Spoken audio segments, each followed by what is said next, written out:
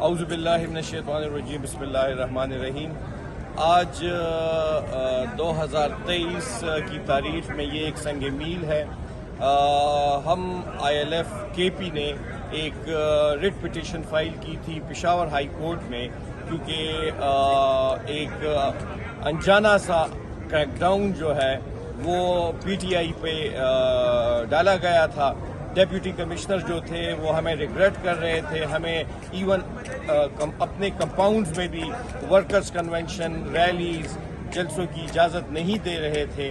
تو پہلے تو یہ پوچھا گیا گورنمنٹ سے کہ آپ یہ بتائیں، ایڈوکیٹ جنرل ان پرسن پیش ہوئے اس کیس میں، جو ٹائٹل تھا علی امین گنڈا پور versus government of Khyber Pakhtunkhwa.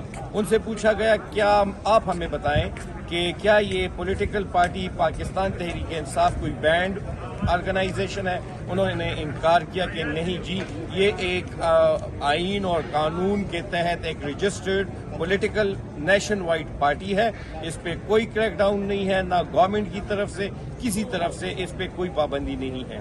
پھر جب ان کا یہ جواب آیا تو عدالت جو بینچ کنسٹیٹیوٹ ہوا تھا اعجاز انور صاحب کا اور شکیل صاحب کا، آنریبل جسٹس شکیل صاحب کا، ان کی سربراہی میں اس بینچ نے کارروائی کی اور یہ کہا کہ اگر ایسی کوئی بات نہیں ہے تو یہ ان کا رائٹ ہے انڈر آرٹیکل 15، 16، 18، 19، 20، آرٹیکل 25، 26 کہ یہ پبلک گیدرنگ کر سکے، ایک جو ہے کمپاؤنڈز میں ورکرز کنونشن کر، but with prior permission of the deputy commissioner. اور ڈیپٹی کمشنر کو بھی یہ ڈائریکشنز ہو گئی کہ وہ جو ہے بغیر کسی وجہ کے ان کے جو گیدرنگز ہیں ان کو نہیں روکیں گے۔